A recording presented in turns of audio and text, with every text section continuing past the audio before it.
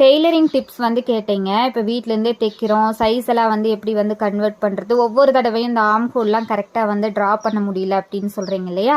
So இந்த மாதிரி chart வந்து ரெடி பண்ணிக்கோங்க. இப்போ 30, 32, 34, 36 அந்த மாதிரி ரெடி பண்ணிக்கோங்க. இப்போ 38 to 40 வரைக்குமே இந்த சார்ட் வந்து கரெக்டாக இருக்கும்.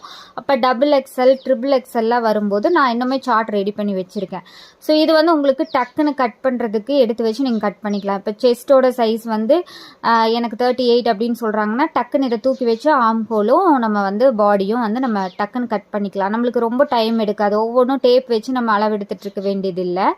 ஸோ இது வந்து டாப்புக்கு உங்களுக்கு மேக்ஸிக்கு எல்லாத்துக்குமே யூஸ் ஆகும். மேக்ஸிக்கு வந்து ஹாஃப் அளவுக்கு இது வந்து கரெக்டாக இருக்கும்.